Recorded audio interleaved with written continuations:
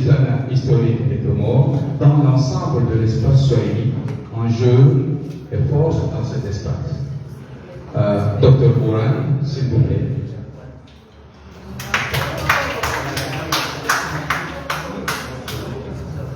Assalamu alaikum. Excellence, Monsieur le Gouverneur, honorables invités, assalamu alaikum wa rahmatullahi wa barakatuh. Ijinam transmeti mana sinadaptani na hujara wa shughuli tukiwa ya kama wale msikie du sacrifice que j'ai fait pour être présent. Mwenyezi nyama kwamba wasi mbuneo kwamba ritumu collectivité patrimoine atarinde cette opération usimame sababu zuzaweza Kristo ya baadhi inshallah. Kwa jukumu ya wanasana namna sultana historique de Congo namna yametesea ila wahaji ibara haji risenda haji kumba slide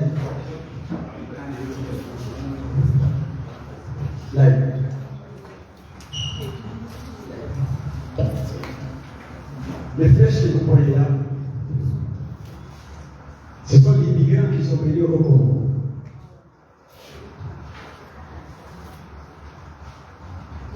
Le Congo, l'archipel des Congo, est une sorte de port d'avion amarré au milieu du canal de Mozambique qui servait de pont entre le continent africain et le Madagascar. C'est la idée.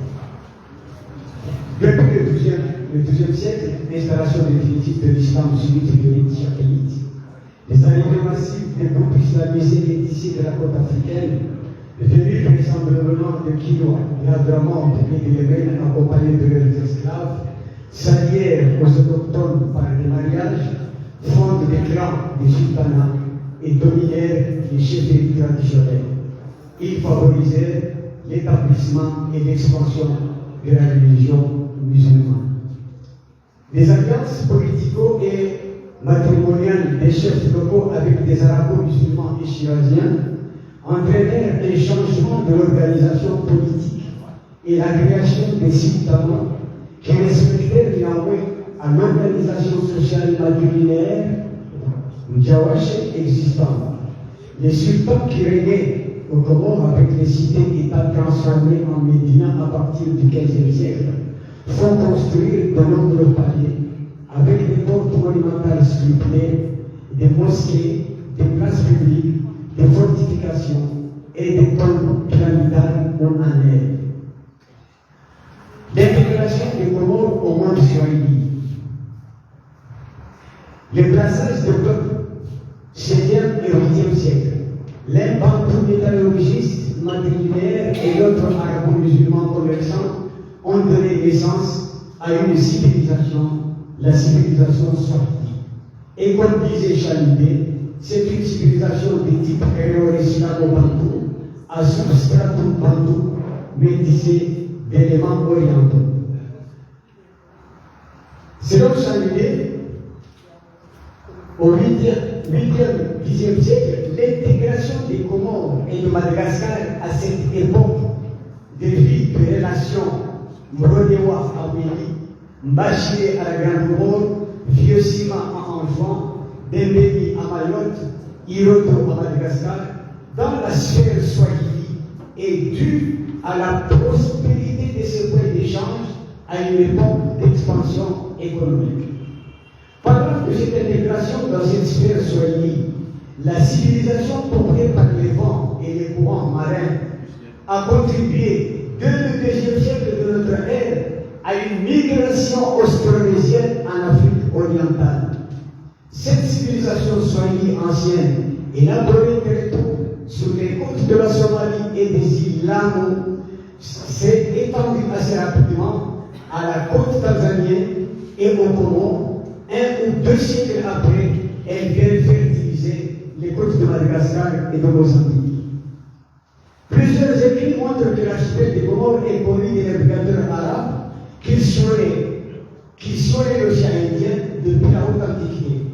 Les Comores étaient bien connus des navigateurs arabo-persans. Le Muallim Ibn Majid, dans le Hawila, son ouvrage, mentionne selon les auteurs de la Grande Bourse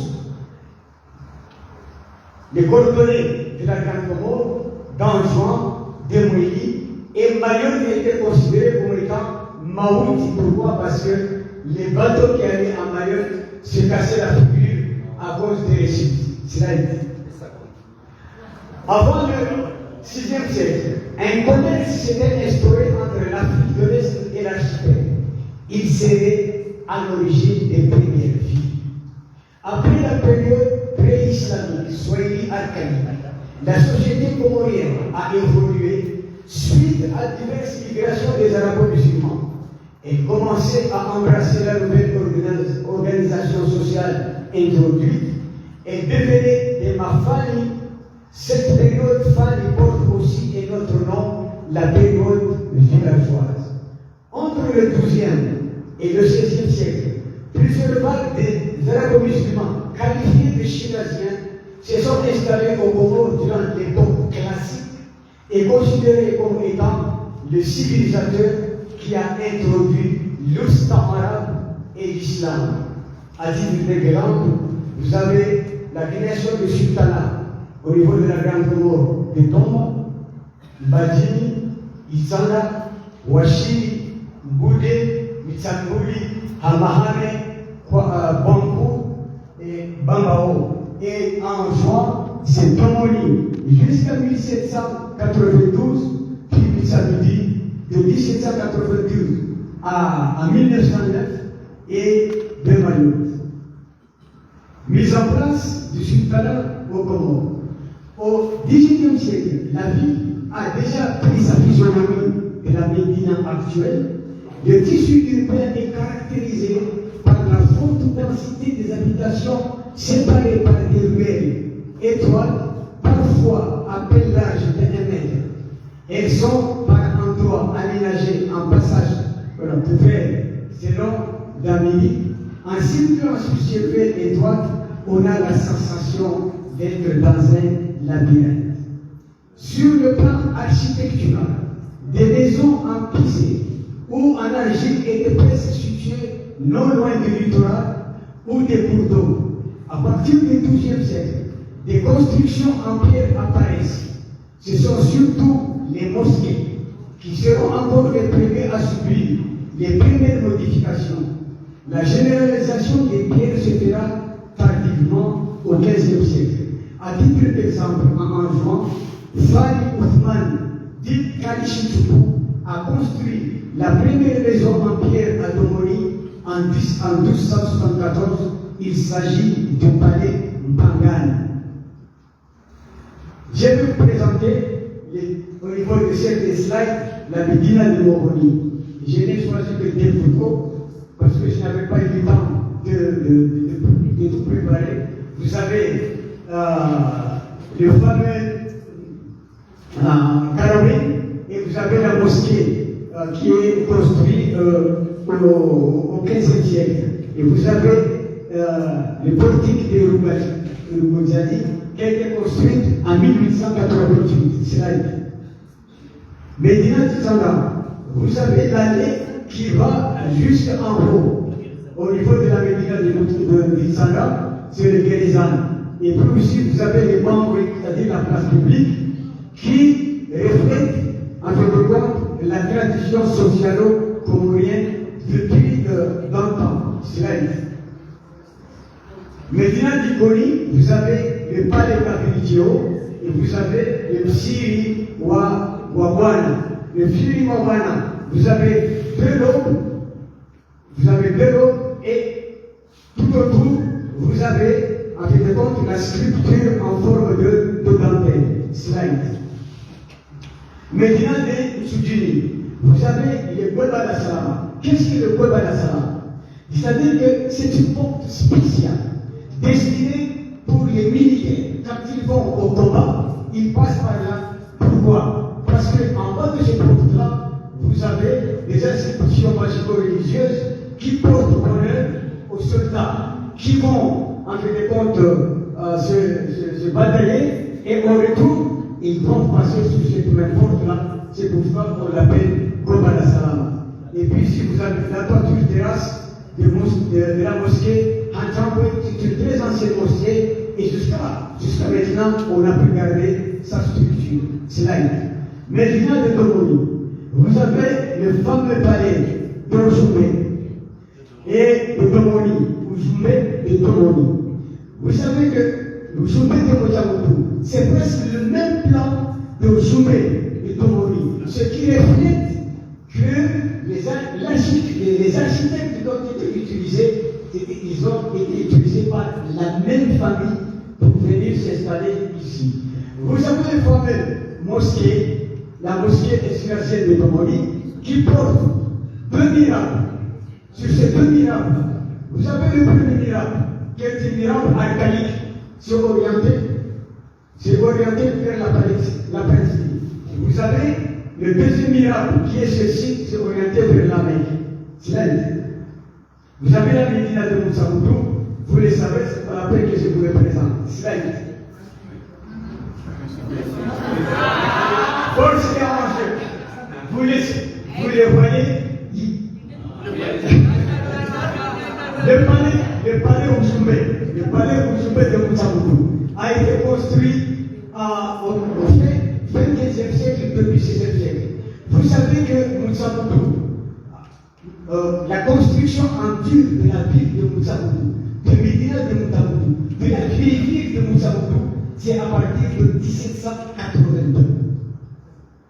Donc, la première construction, c'était la mosquée. La mosquée était construite avant le minaret. Le minaret a été construit au XVIIIe siècle. Et que le minaret n'a pas été collé, en fait de compte, à la mosquée. Malheureusement, je n'ai pas le temps pour vous montrer comment était le minaret de Moussamoudou. C'était exceptionnel. Ce qui a donné justement ce qu'on appelle la valeur universelle exceptionnelle de la Médina de Moussamoudou.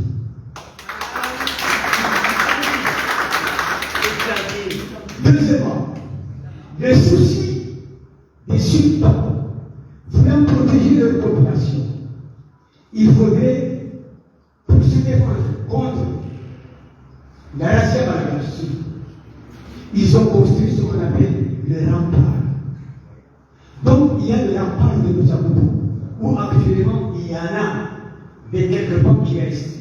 Et ce rempart a été associé par le sultan Abdallah Ier, qui a construit la citadelle de Moussamoudou. Cette citadelle, c'est un ouvrage militaire destiné à protéger la cité contre toute invasion. Et ça a été construit de 1782 à 1790. Imaginez un peu dans votre conscience comment ces gens-là ont transporté le sable de la mer jusqu'à cette hauteur-là, les pierres jusqu'à cette hauteur-là. Les architectes qui ont construit, en fait de compte, la citadelle pour placer tout autour de cette citadelle ce qu'on appelle, comment on appelle ça? Oh là là, ça va venir. Les endroits où on doit placer les canons. Il y a deux sortes de canons. Pourquoi? Parce que l'île d'Anjouan n'était pas française. L'île d'Anjouan était britannique. On était des Anglais. Là où vous avez le jet d'eau à Moussamoudou, c'était là où il y avait le consulat britannique. Le consulat britannique était là. José Napier était le premier consul qui était venu ici. Lorsqu'il est décédé, il y a Senley qui l'a remplacé.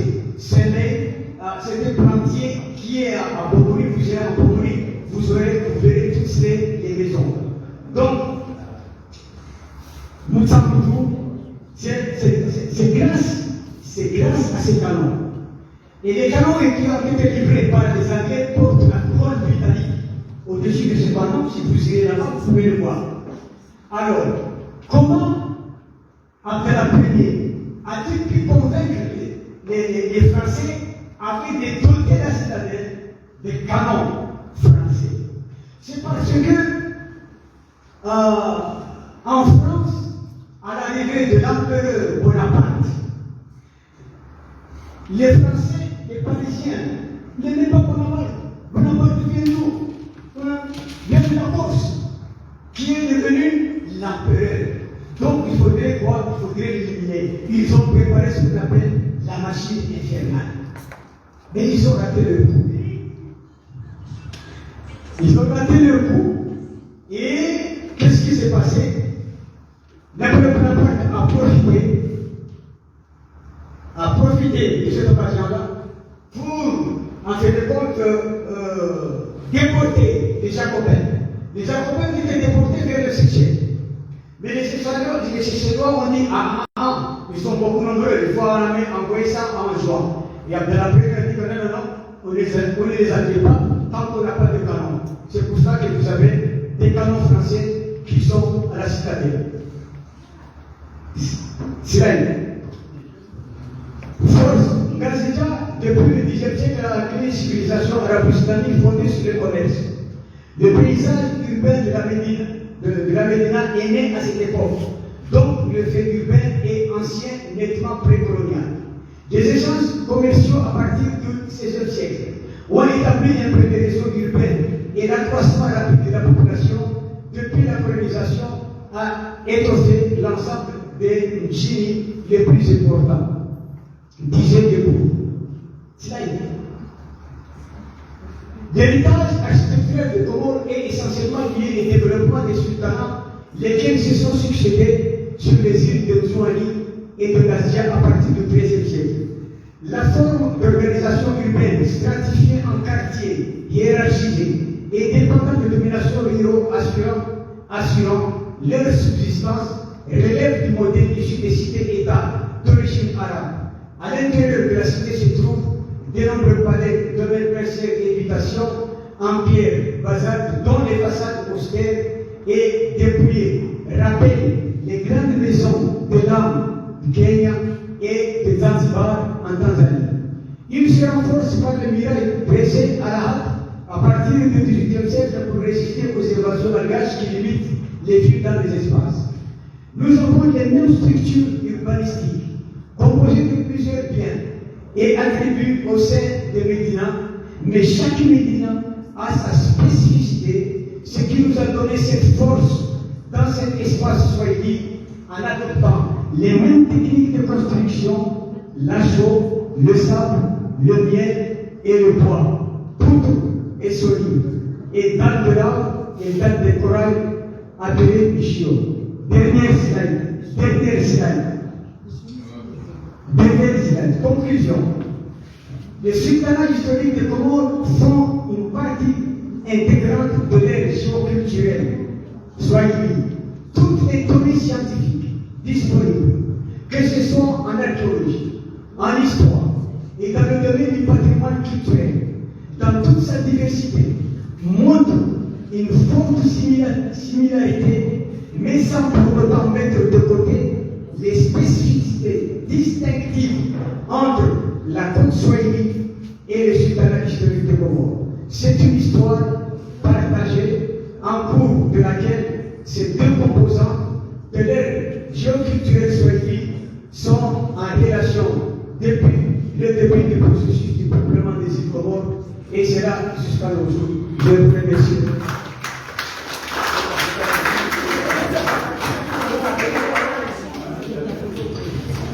Une seconde.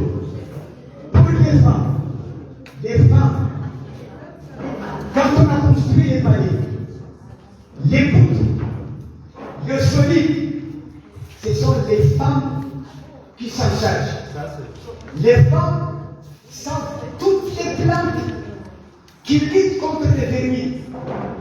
C'est pour ça que vous avez des plantes qui sont noires et des plantes qui sont rouges. C'est la femme qui, en fait de compte, prépare les solides et les poutres pour les architectes et ceux qui s'en occupent. Je vous remercie. Merci beaucoup, docteur. Merci.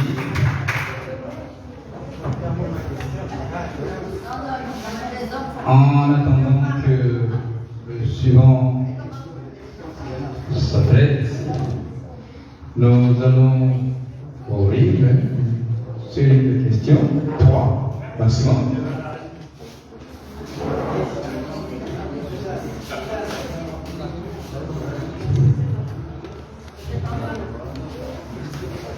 Il y a des questions. Nous allons recevoir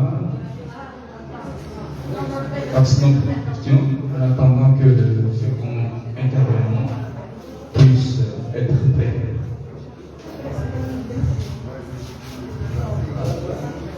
Des questions.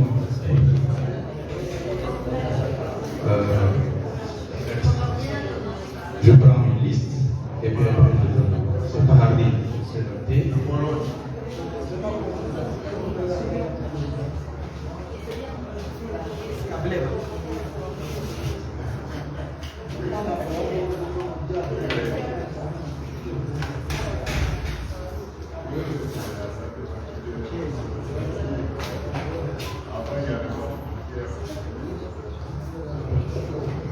Alors, comme il n'y a pas d'autres personnes qui souhaitent avoir le micro, je donne le micro à M. Vardy, directeur de RTN. Alors, je ne suis pas directeur d'elle, je suis chef de la communication du gouvernement. Ok. Ma question, je viens d'entendre tout à l'heure que les Anglais étaient ici. Je voulais simplement savoir pourquoi les Anglais ont été chassés. Voilà. Pourquoi les Anglais ont été chassés? Pourquoi les Anglais ont été chassés? Eh oui. Pourquoi les Anglais ont été chassés? Oui. Il faut savoir que après la conférence de Berlin, au XIXe siècle, au moment où on a disloqué l'unité de l'Afrique et de certaines colonies en Asie et en Amérique latine, les Européens, chacun a pris son gâteau. Il faudrait savoir autre chose d'abord.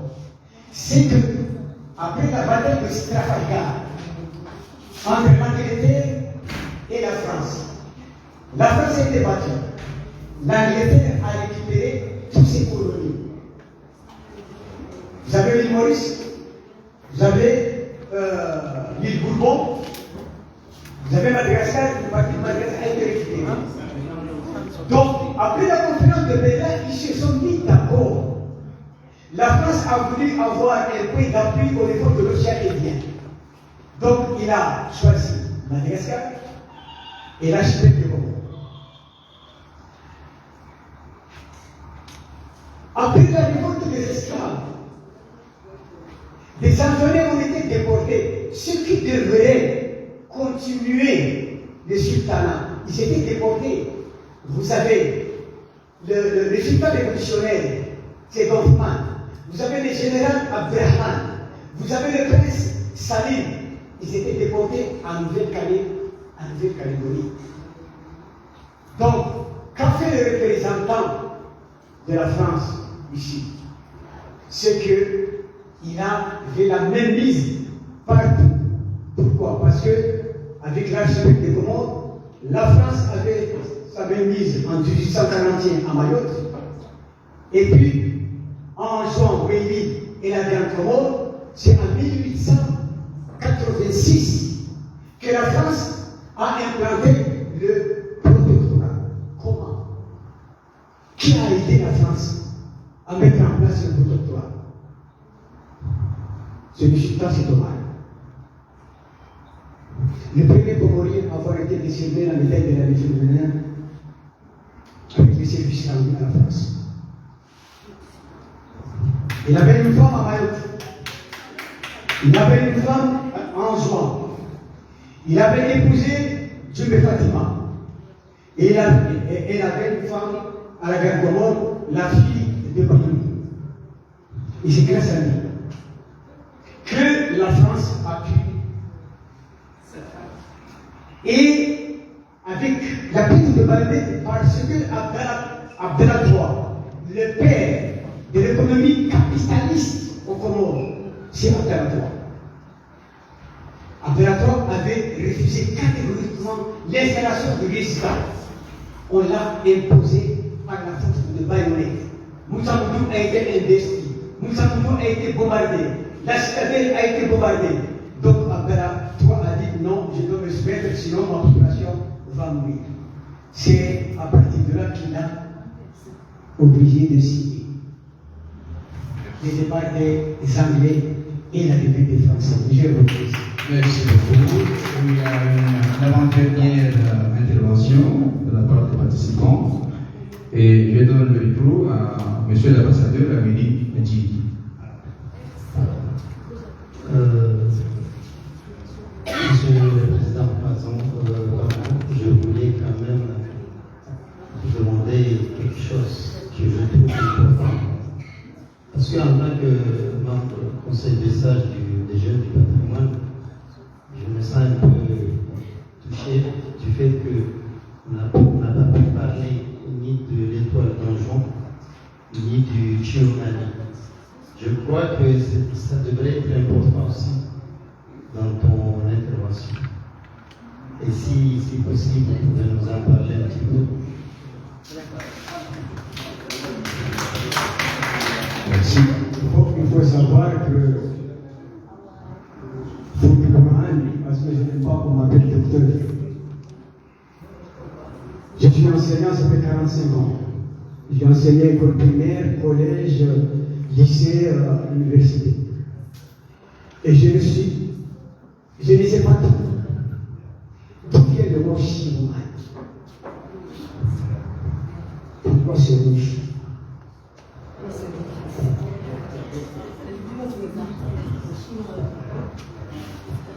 La culture comorienne d'antan utilisait ce qu'on appelle Bendera, le rouge, le pouvoir, le soleil, la puissance, c'est le symbole des sultans.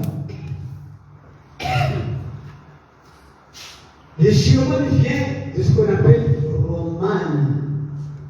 Qu'est-ce que Romane? Qui portait ce nom magique? C'était la première dame, la deuxième dame, parce que la première dame qui a gouverné ici, c'était Mariam bint Said Othman à Chamonix en 1300. C'est la première dame à Tourny qui portait ce nom-là. C'était Halima première. Son mari l'appelait Romane. Et que son mari était tellement jaloux avec sa beauté qu'il n'acceptait pas à ce que sa femme puisse sortir et aller n'importe où. Donc, Halima première portait, cachant son visage quand il se déplaçait avec tous les guerriers tout autour de lui. Donc c'est à partir de là que les Comoriens ont transformé le mot Roman en honneur à Halima Ier. Ils ont donné le nom de Chiroman, c'est-à-dire Yimi de Romani, Yimi de So, Halima Ier à Vishiao, Chiroman.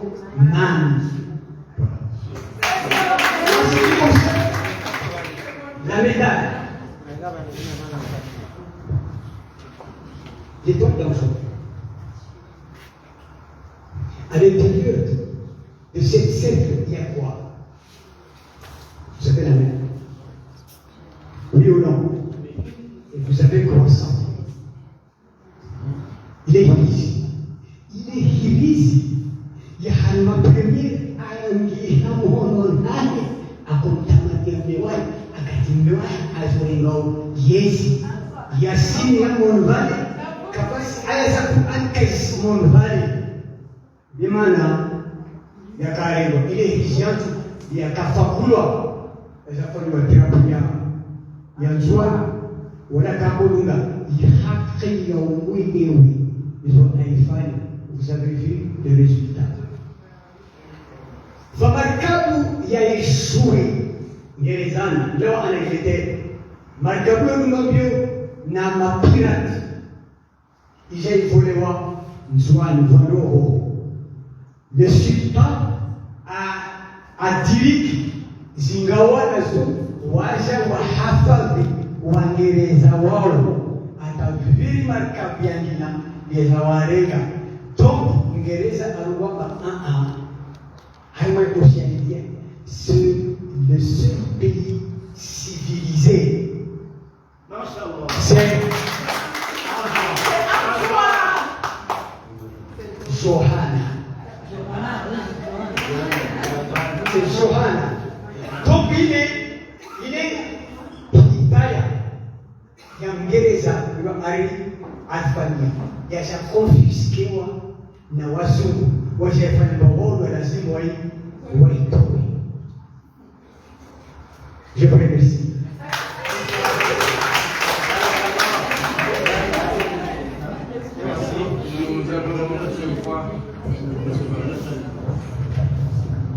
Monsieur le gouverneur. Salam alaikum. Malheureusement, je suis appelé à m'absenter pour des obligations professionnelles. C'est vraiment bien dommage parce que j'étais là tout sage.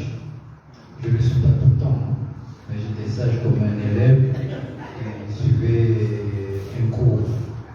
Moi, je pense que c'est vraiment dommage qu'on n'a pas pu inviter beaucoup plus les jeunes.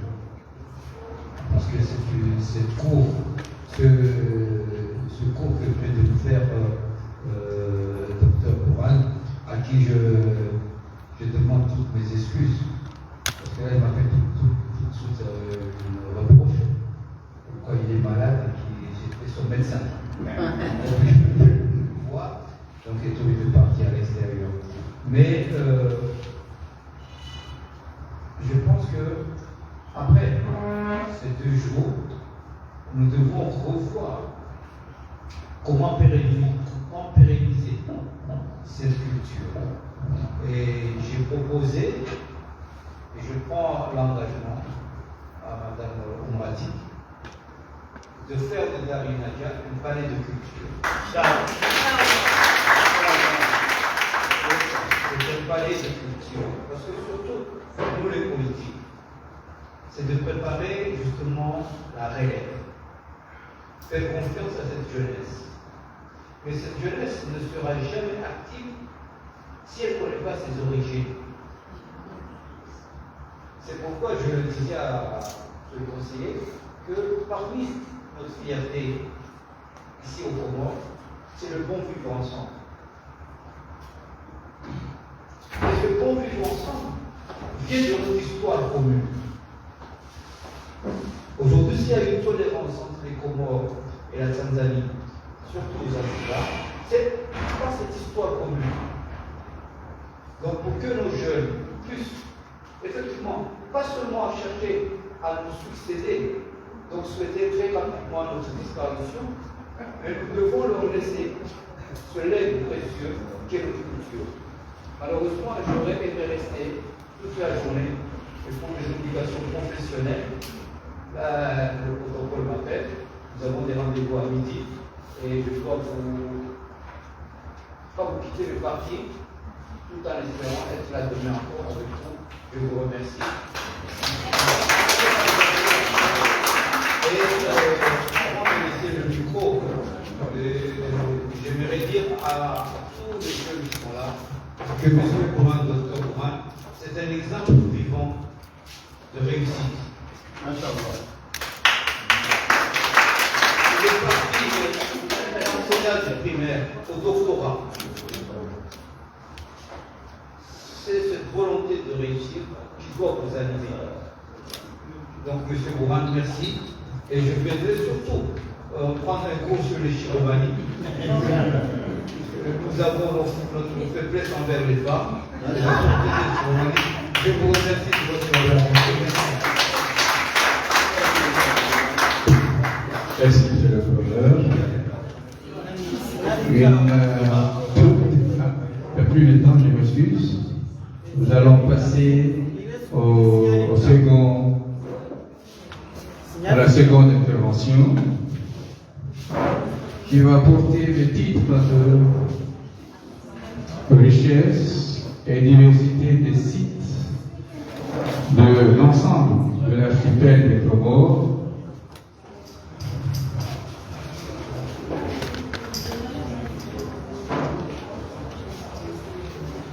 Pour lier une connaissance et une valorisation respectueuse du patrimoine en jeu de leur sauvegarde. Cette intervention va être présentée par M. Adan Jabir Salim, le directeur régional du CNRS au niveau de Moïli. Il y a des soucis techniques là. Alors, on réclame des soucis techniques. Nous savons que la technologie nous facilite le travail, mais elle ne manque jamais de caprices. Il faut que souvent. Oui.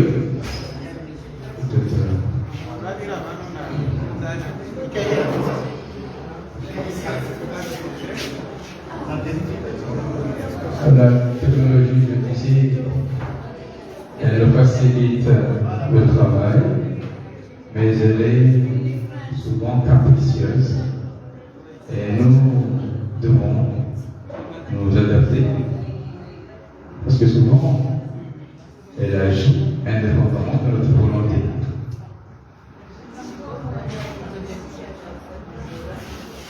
L'ordinateur nous fait attendre.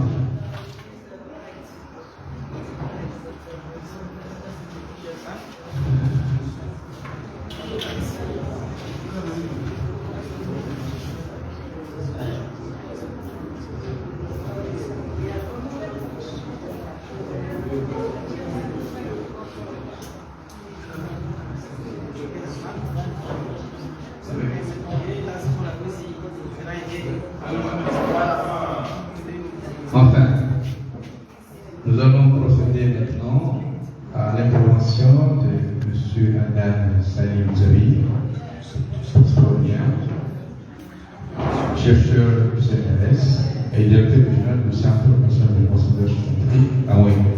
M. Adan, s'il vous plaît. Merci, monsieur le modérateur, de m'avoir donné la parole. Monsieur le représentant du gouverneur, Madame la présidente du collectif, honorable assistance en volonté et grade, Zénith, salam alaikum.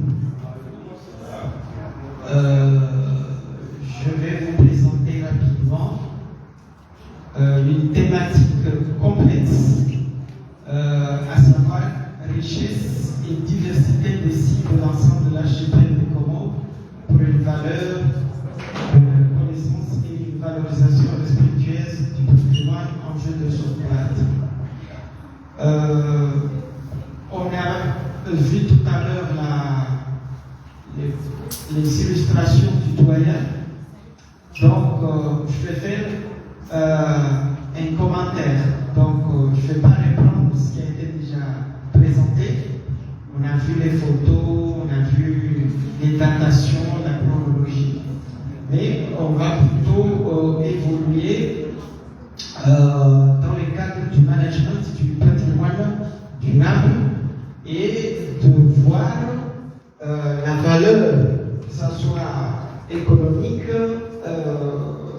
pour la justification de la valorisation ou bien de la conservation.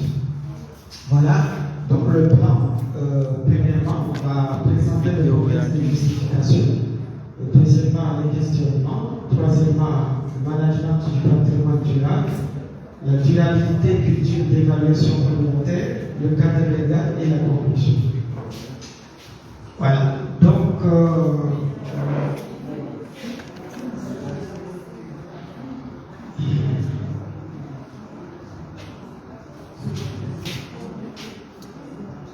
le patrimoine culturel des Comores apparaît aujourd'hui comme une source incontournable du développement durable.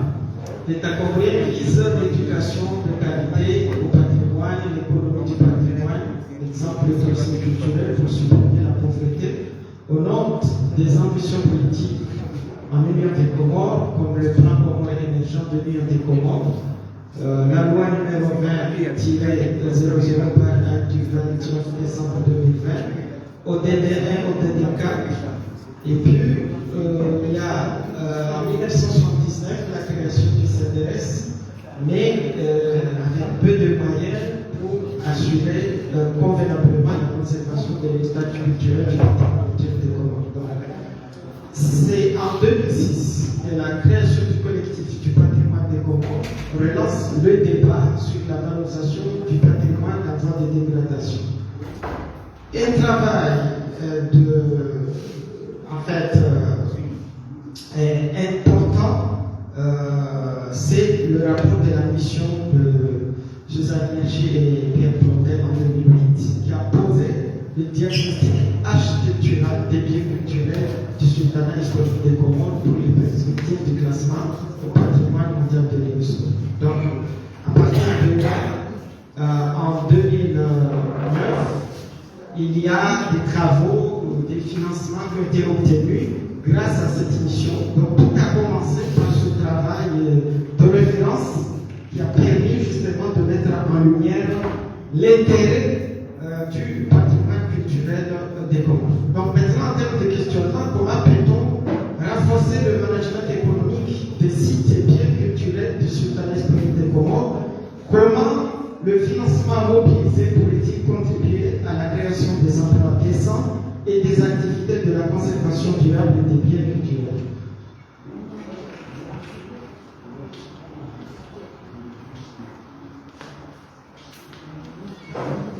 Il s'agit de l'organisation. Quand on parle du management du patrimoine durable, il s'agit de l'organisation de la gestion naturelle et culturelle. On distingue 4 niveaux: l'organisation communautaire et non gouvernementale, le cadre collectif du patrimoine des Comores, les associations, les ONG, à Mutsakutu, à Domoni, à Ikomi, à Moroni, à Itsara, partout, nous avons justement les associations, les ONG, les acteurs locaux, les notables, voilà, et effectivement des comités de gestion.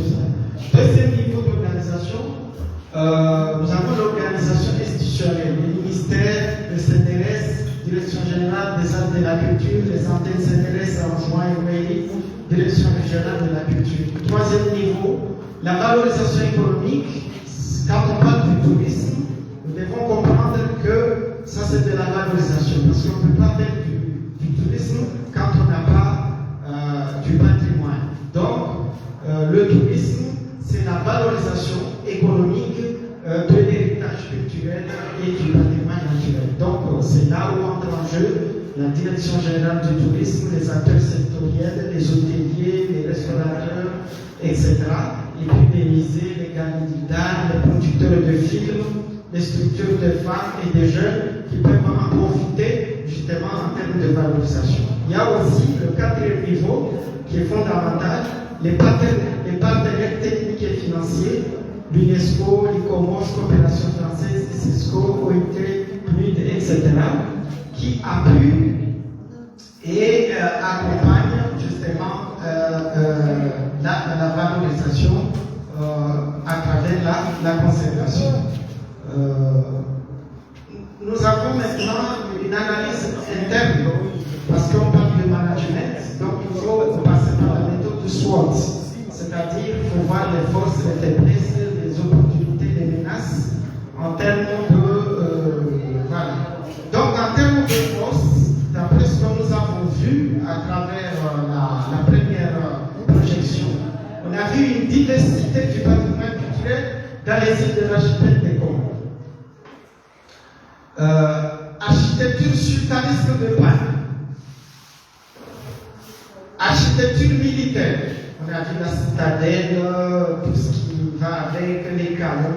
Il y a aussi l'architecture funéraire, ce sont les tombeaux. On a aussi l'architecture religieuse, les mosquées. On a vu à Domoni avec une mosquée exceptionnelle. Voilà. Donc ça, ce sont des atouts, ce sont des forces qui montrent l'intérêt, la valeur architecturale de notre patrimoine culturel. Il y a une mosquée historique d'une valeur exceptionnelle à Demira, à Domoni. Le design architectural des palais, le style pyramidal de topochiracien, des unités architecturales, on a des ouvertures murales, des panneaux demi-murales, linteaux, solives, plafonds avec des arabesques sur bois sculpté, immersion touristique dans l'architecture swahili et les espaces du sultanat historique des Comores. Architecture exceptionnelle des portiques, minarets, poutres, piliers, arcs, colonnes, mirabes, mimbars, terrasses, toitures en bois. Donc c'est aussi des outils didactiques de l'histoire et art et cinéma de la civilisation swahili aux Comores. C'est-à-dire que les sultanats historiques des Comores présentent un potentiel pour faire des films sur l'histoire de la civilisation swahili, l'histoire de l'architecture swahili, bien sûr, avec Zanzibar et tous les pays qui sont concernés par la civilisation et la culture swahili. En termes de faiblesse, on a des difficultés, insuffisance de financement. Le budget de l'État ne finance pas la restauration et l'entretien des biens culturels. La recherche et les travaux de restauration sont en grande partie financés par des partenaires, la coopération PI et multilatérale. Donc, nous avons aussi des insuffisances des équipes et moyens nationaux de restauration des biens culturels. Faible fréquentation scolaire et touristique des sites des sultanats historiques des Comores, c'est-à-dire les scolaires comoriens fréquentent peu les sites des sultanats historiques. Nous avons également les biens culturels sont considérés comme un symbolisme du passé et moins comme une valeur de concrétisation des apprentissages scolaires et une source économique de l'État. C'est-à-dire que, oui, l'État contribue, mais en termes d'implication, en termes d'investissement, c'est moins, c'est-à-dire c'est moindre par rapport à la valeur de ce qui devait se faire en termes de budget et en termes d'investissement public. Donc, à titre d'illustration, on a fait maintenant, dans le cadre de l'opportunité de valorisation économique d'aujourd'hui. Ça, c'est un modèle que nous avons élaboré nous-mêmes. C'est un modèle de visite scolaire par 4 ou 8 établissements scolaires pour 125 élèves par établissement par semaine. Donc, en année 1, si on commence par 500 élèves qui visitent Oujoumbé à 250 francs, on peut réaliser un chiffre d'affaires de 1 500 000, c'est-à-dire soit 6 000 élèves par an, c'est-à-dire 12 mois.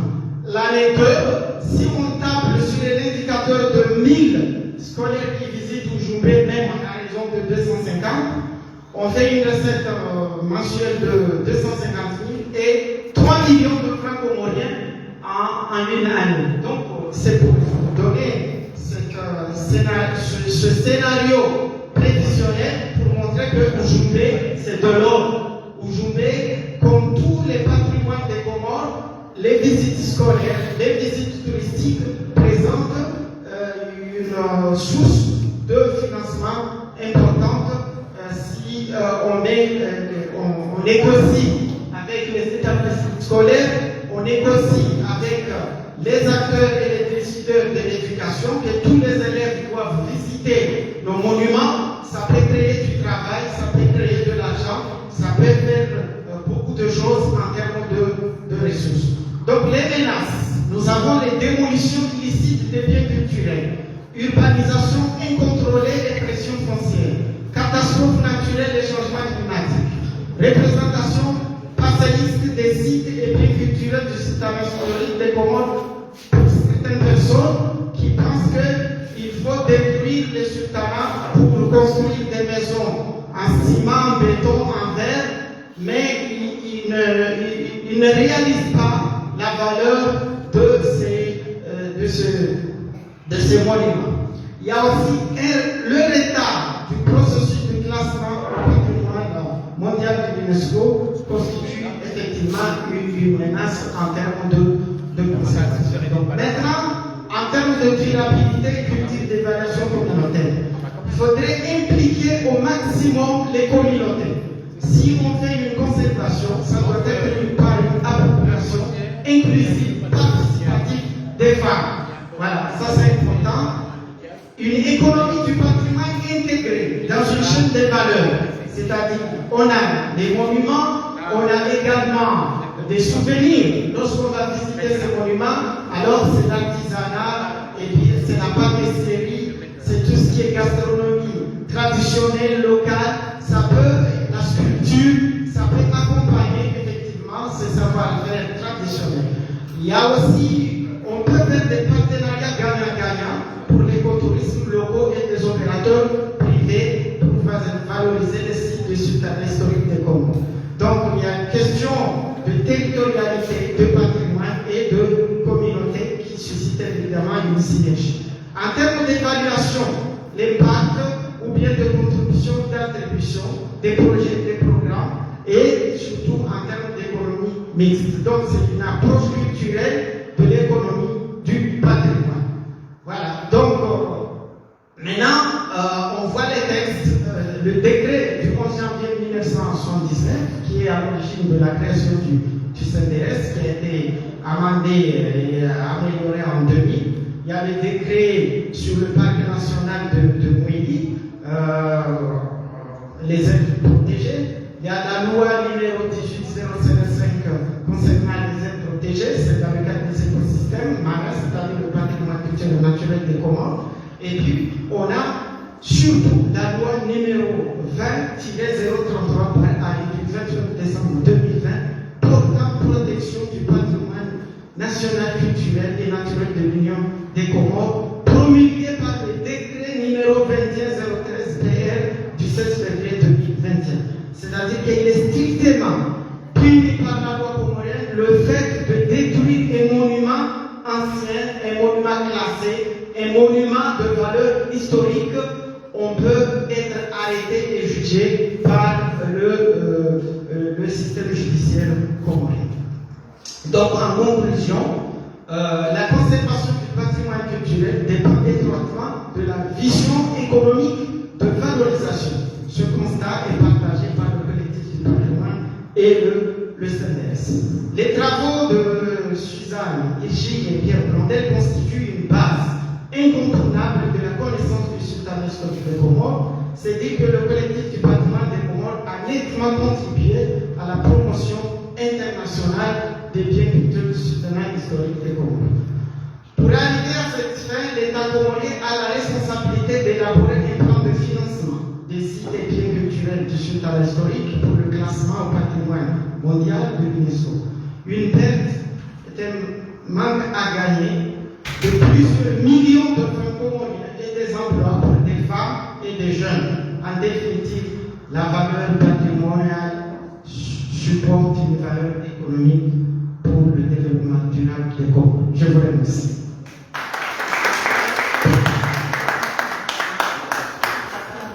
Merci bien, cher Ada. Je vous remercie très particulièrement du technique. Le temps imparti est très respecté, même en dessous de ce qui a été donné pour la présentation. La présentation était tellement claire et très engagée. Nous espérons que les informations et les soucis soulevés dans votre intervention vont entrer dans de bonnes oreilles et qu'ils puissent être transformés en recommandations et matérialisés par des actions positives. Inch'Allah.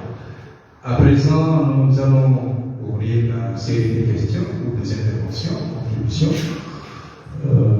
Je vous la liste pour ceux, celles qui souhaitent intervenir. Monsieur Kachin. Bonjour tout le monde, je tiens à remercier les conférenciers qui ont fait leur présentation avec brio et la dernière qui a été encore de qualité parce que ça a permis de faire des liens avec la précédente et même avec le dossier actuel de l'UNESCO. Ma question concerne le partenariat gagnant-gagnant entre l'écotourisme et le patrimoine. Je peux dire que j'ai eu la chance, grâce à vous, de visiter les îlots qui sont classés en zone de biosphère. Être classé en zone de biosphère, c'est quelque chose d'important dans un pays. Malheureusement, aux Comores, nous n'avons pas vu les retombées. Et j'aimerais bien savoir quelles préconisations vous allez donner pour mettre en place ce partenariat gagnant-gagnant. La deuxième, c'est un constat, c'est vrai qu'il y a eu le décret pour la protection du patrimoine, mais jusqu'à ce jour, il n'y a pas de décret d'application. Et j'ai bien peur que si la société civile, la population, les experts ne se mobilisent pas pour ça, ça sera comme la loi 1994 qui existait, que personne ne connaissait. Donc, ce colloque permet de nous rassembler, de conduire des échanges entre nous pour réellement accompagner ce dossier. Comme vous l'avez bien dit, le retard du dossier de classement est une perte. Et si depuis 2005 que nous sommes sur le terrain, les choses avaient changé, on aurait sauvé beaucoup de monuments. Je vous remercie. Merci, Mme Boyer. Est-ce que vous pensez répondre une à une ou allons-y? Je commence par la première, le partenariat gagnant-gagnant. Effectivement, quand je parle de diversité de richesse, de valorisation économique, ça sous-entend effectivement une approche économique, ce que j'entends par ce qu'on appelle l'économie du patrimoine. C'est-à-dire que les responsables en général des autorités politiques, ils voient le patrimoine uniquement du côté conservation, du côté entre guillemets budgétivore. C'est-à-dire que ça va consommer de l'argent, des vieilles maisons, etc. Donc notre démarche était de démontrer que c'est une source d'argent. Donc le partenariat doit être solide, doit être bien négocié, des contrats bien ficelés. C'est-à-dire que chaque partie engagée ne doit pas se sentir les implicables. C'est-à-dire que là, il y a des clauses, il y a des engagements, et puis, effectivement, ça peut faire l'objet de valorisation, que ce soit mouillé pour le cas des silos ou autres potentialités touristiques ou en jouant pour le cas de l'Oujouté, pourquoi pas. Mais c'est de voir que, effectivement, s'il y a des opportunités, parce que le management, c'est ça, c'est manager. Donc, c'est les opportunités d'affaires, les opportunités d'affaires, les opportunités d'investissement, c'est important pour nous au niveau du secteur de l'agriculture, parce que ça peut faire du business, donc tout le monde peut gagner, des emplois, les impôts, les recettes, c'est cette logique de redistribution qui peut faire à ce qu'effectivement le patrimoine culturel soit profitable pour tout le pays comme en France. Aujourd'hui, quand on parle du Tour Eiffel, ça c'est un monument du 19e siècle. Mais aujourd'hui, c'est une source incroyable d'argent. C'est du pétrole. C'est plus que du pétrole en France.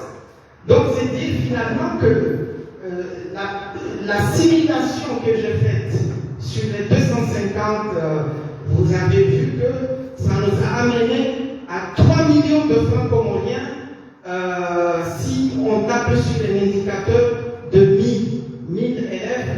Ça, le calcul est vite fait, c'est-à-dire que si par semaine on a 3 fois 4, 12, donc ça fait 120.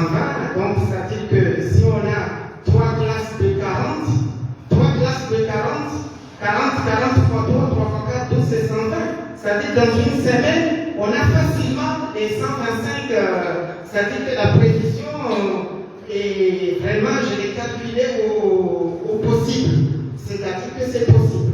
Donc je vous assure que d'ici 2000, non c'est même pas 2030, 2024-2025, si on négocie avec, même cette année c'est possible, c'est faisable, avec les établissements scolaires, avec les autorités de l'éducation, l'hygiène, c'est-à-dire l'inspection générale de l'éducation, que tous les élèves, les établissements, ils doivent, les profs, faire la concrétisation des connaissances sur l'histoire du peuplement, l'histoire des sultanats.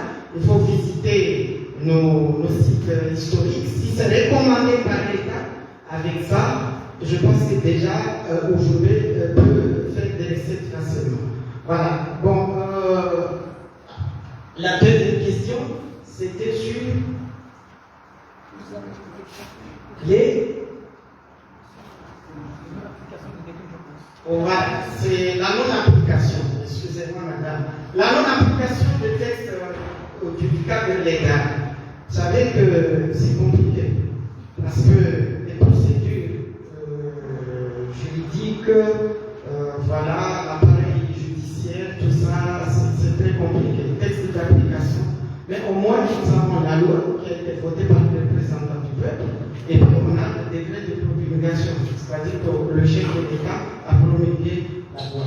Donc, en entendant effectivement les textes d'application en détail, on peut effectivement s'accrocher à ces deux textes officiels, à savoir la loi et le décret. Donc, si une personne porte l'atteinte physique à un monument, eh bien, on peut le poursuivre à partir de la loi et du décret, parce qu'en tout cas, des sanctions pénales sont énoncées au niveau de la loi. Voilà. Je vous remercie. Merci. Maintenant, je donne la parole à M. de Capchan. Oui, merci. Une question qui, en tant que bailleur, nous embête souvent, c'est quel rapport avec les propriétaires, notamment des palais. Comment, vous avez parlé tout à l'heure de contrats où tout le monde serait gagnant. Est-ce qu'on est sûr de ça ou quelles sont les modalités qu'on pourrait mettre en œuvre pour garantir que le bien rénové soit un bien pour la communauté et qui ne retourne pas juste pour une famille qui en tirerait des bénéfices? Voilà.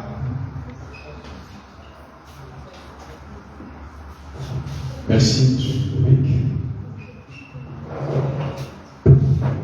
Bon, c'est une question qui est très cruciale parce que parler à la place des familles, c'est un peu difficile. Mais je pense que l'approche, c'est une approche de négociation.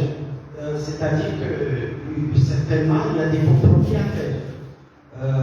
Les familles, les héritiers de ces palais, de ces maisons princières, bon, à travers justement le processus de négociation, on peut évidemment dégager des clauses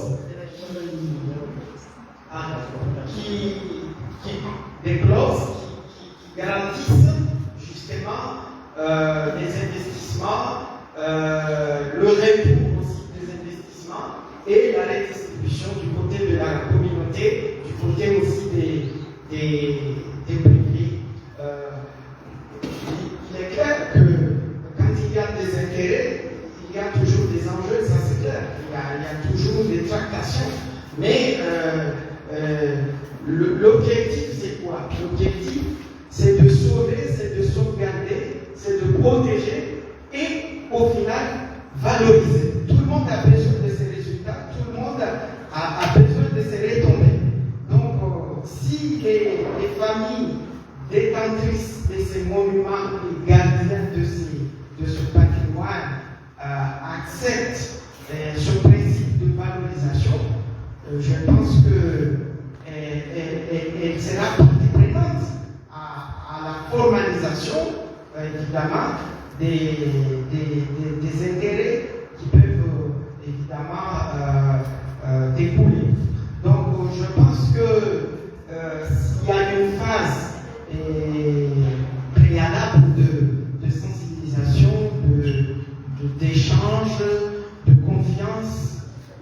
puis, à partir de là, évidemment, on peut créer un climat de confiance mutuelle, de négociation qui pourrait aboutir à un contrat gagnant-gagnant.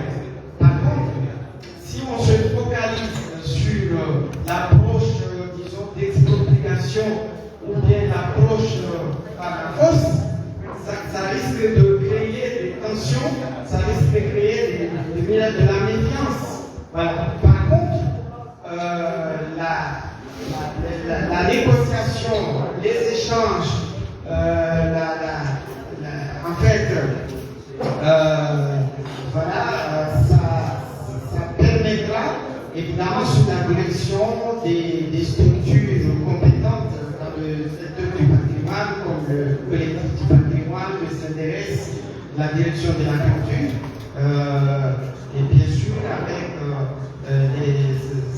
les ONG qui sont très actifs, on peut évidemment trouver un terrain d'entente entre les familles qui font prévoir le droit d'héritage et le souci justement de pérenniser la valorisation à moyen et long terme pour la valorisation économique. Merci. Nous donnons la parole maintenant à l'ex-ambassadeur. Bonjour. D'abord, je voulais prendre cette opportunité pour vous donner juste deux idées concernant votre intervention. Peut-être ça peut vous aider un petit peu à partir de deux expériences. La première, c'est en tant qu'un sage des deux associations jeunes du patrimoine de Cameroun et aussi SIMAC, que je suis ici en fait, sponsor de ces deux associations. Ce que j'ai remarqué, c'est que quand on veut travailler, on a toujours besoin de financement. Donc le financement, ce n'est pas obligatoire que ça va vers des familles, mais dans l'organisation, au lieu de demander des aides partout, ça serait une bonne idée d'organiser le partenariat gagnant-gagnant. Comme ça, il y a des entrées déjà pour financer nos projets. Déjà, je peux remarquer qu'à un certain moment, j'ai remarqué que puisque ces deux associations se sont un peu débrouillées, j'ai remarqué que le besoin qu'on avait de nous a aussi diminué. Ça veut dire qu'ils se sont vus de plus en plus autonomes, d'une manière que ce n'est pas souvent comme avant qu'ils nous demandent des aides. Donc c'est important ça, c'est une partie très importante. Quant à l'État, je voulais dire à ceux qui peuvent intervenir sur ce cas, maintenant c'est mon expérience à Téhéran en tant qu'ancien ambassadeur extraordinaire plénipotentiaire dans ce grand pays, il y a environ 5 ans et demi. Ce que j'ai remarqué, c'est que tout d'abord, c'est une très ancienne puissance et aussi une puissance moderne et émergente. Ceci dit, il y a une culture extraordinaire. Donc, partant du fait du proverbe disant que, comment dirais-je, l'eau va à la rivière, c'est-à-dire que c'est en donnant qu'on peut gagner le beaucoup des autres, il faut investir. Ce que j'ai remarqué chez eux, par exemple, entre Téhéran et parmi tant d'autres, il y a entre Téhéran et Shiraz, il y a 2 heures de vol. Et pour qu'ils valorisent leur patrimoine, leur culture, ils ont mobilisé en fait les diplomates.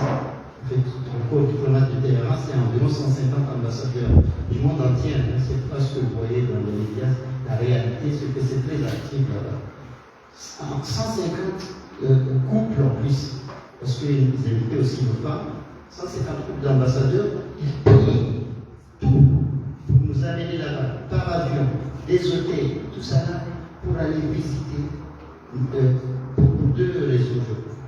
La première, c'est la culture, l'histoire, les palais historiques justement, en commençant par les anciens, les anciens rois, et par exemple aussi ce que Alexandre le Grand a contribué dans cette culture, là-bas à Shiraz, là où nos anciens commandaient.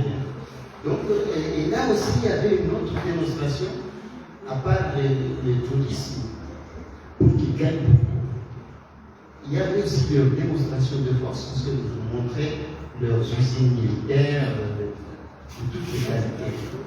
Donc, Voyage d'affaires. Voyage d'affaires, en fait, sous couvert, comme si vous voulez faire plaisir aux diplomatiques, c'est pas vrai. Franchement, c'était un investissement très important.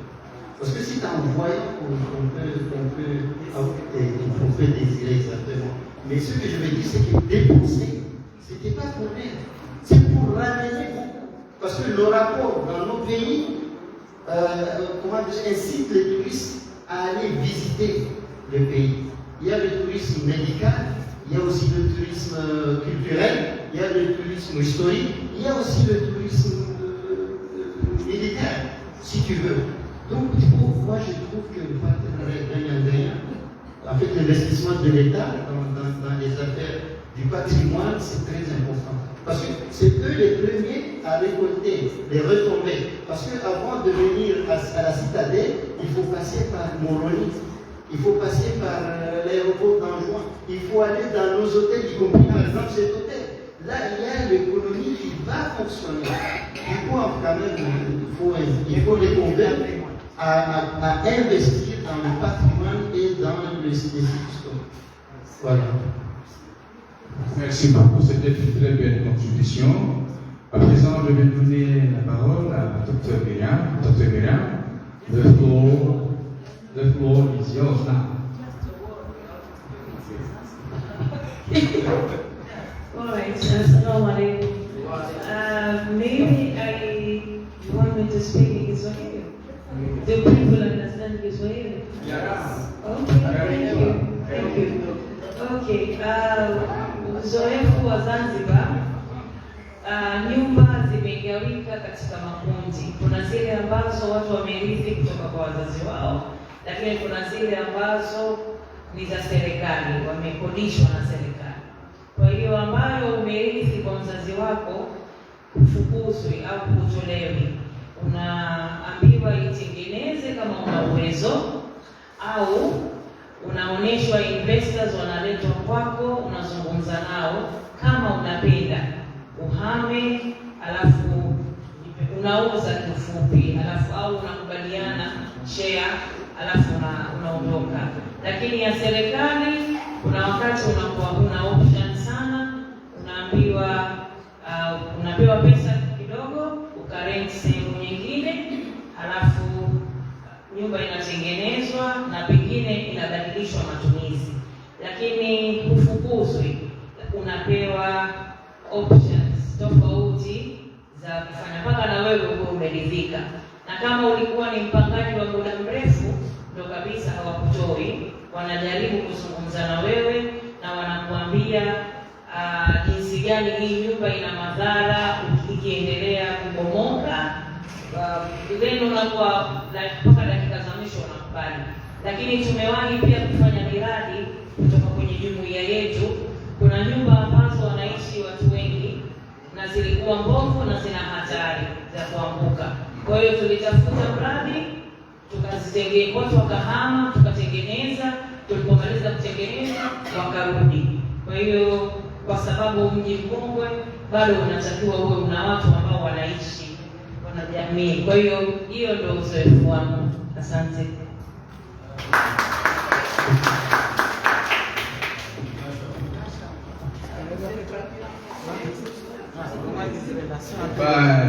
Soyez au fond d'ici.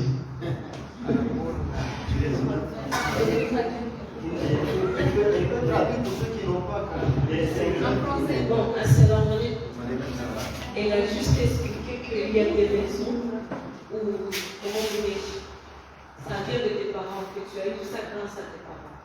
C'est-à-dire que ces maisons-là, on ne peut pas te dire du parti, même si c'est des patrimoines. On ne peut pas te dire, attends, le gouvernement permet ces personnes à avoir l'aide d'aller et notre endroit, on leur donnera de l'argent pour aller dans un autre endroit.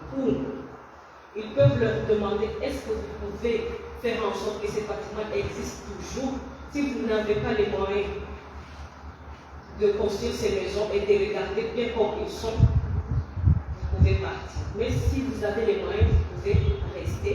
Mais d'autres personnes à l'étranger peuvent venir visiter juste ça. Voilà. Merci beaucoup. Merci beaucoup. Amen. Merci beaucoup. Oui, bonjour.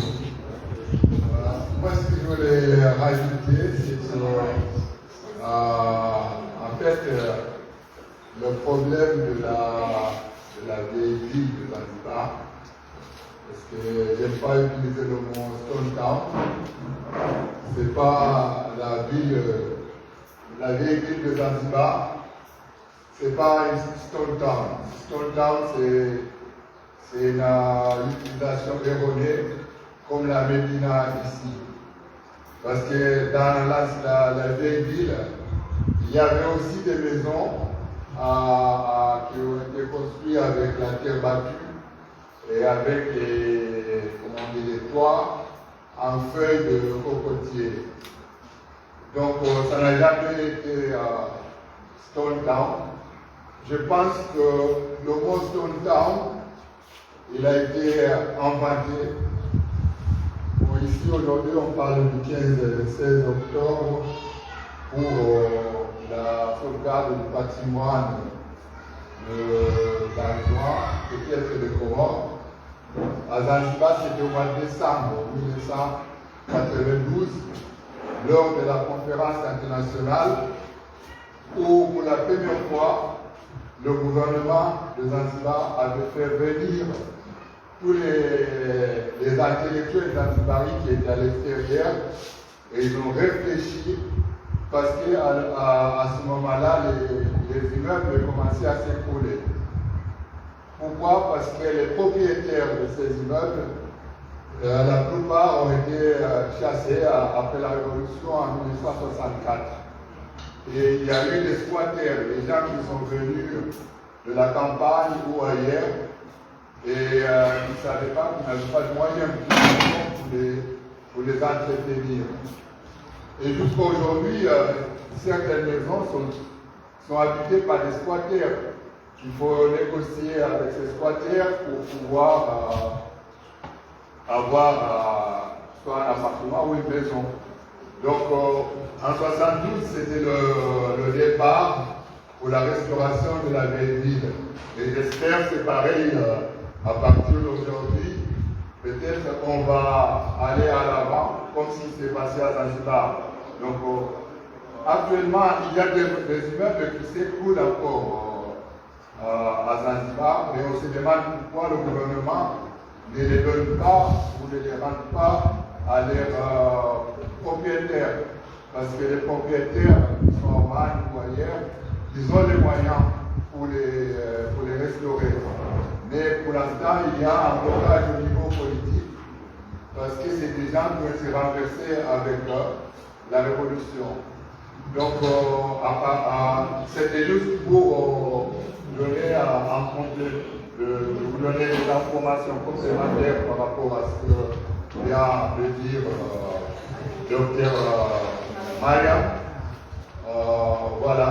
Donc, j'espère qu'au Comores, il va y avoir un effort pareil pour essayer de sauvegarder ce qu'il y a comme patrimoine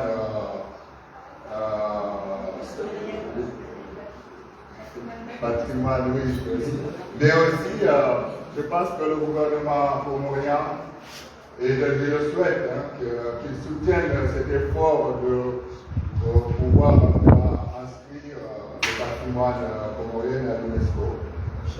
Ça s'est passé comme ça à Zanzibar. Et aujourd'hui, Zanzibar, c'est classé comme patrimoine mondial UNESCO, mais parfois ça pose des problèmes aussi aux autorités qui veulent changer. Par exemple, il y a un immeuble c'est un immeuble historique, Mahmoud Sigé. Il y a eu une grande bataille parce que c'est en fait un immeuble historique que le gouvernement a voulu donner à l'entreprise Hayat. Donc maintenant ils ont bâti l'hôtel Hayat dans un endroit où normalement ils ne devaient pas toucher parce que ça faisait partie de ce qui a été classé par l'UNESCO comme patrimoine mondial. Voilà, donc il y aura des challenges à l'avenir, mais je pense que et je souhaite que les Comores arriveront à se faire inscrire et sauver au moins ce qui pourrait être sauvé, parce qu'à Zanzibar jusqu'à présent ils n'ont pas réussi. Il y a des immeubles aujourd'hui qui sont mal tenus avec ce qu'on appelle mécanisme magique. C'est les Maraki, c'est les immeubles d'Azamou, comme je disais, Maraki, monsieur. Maraki, c'est la Pakistanie. Ils ont mis les ont soutenus avec le conseiller de Maraki qui veut dire les avocats, pour qu'ils ne tombent pas. Voilà.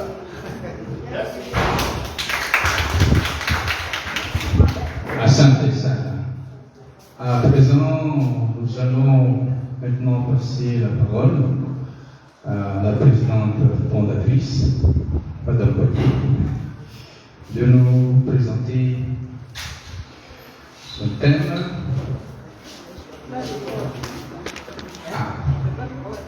Ok.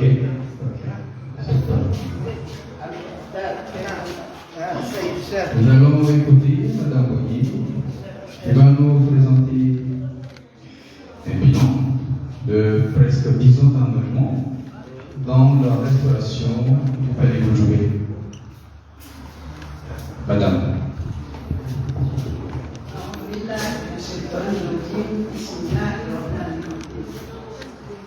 Monsieur le représentant de l'ambassade de France.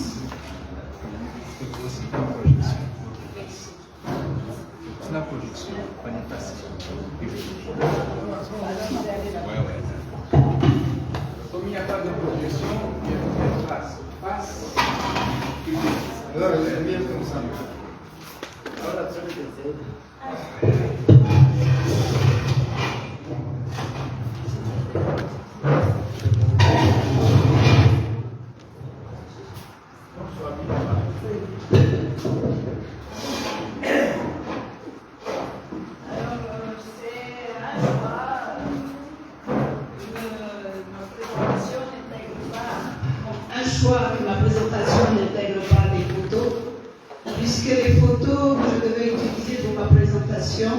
Se trouvent toutes sur les murs accrochées là.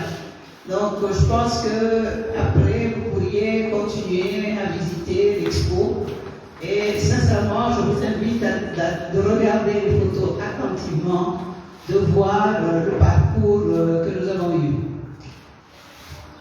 Je vous réitère mes remerciements pour votre participation et j'espère que ce colloque sera suivi de publication des actes. Donc je voudrais que chaque conférencier remette au bureau du collectif les textes qui sont présentés ici, ainsi que les discours des intervenants, pour avoir un document complet. Je vous remercie. Monsieur le représentant de la mairie, monsieur le représentant de l'ambassade de France, qui a été réellement l'artisan de ce projet FSPI. Je nommais M. Kamchan.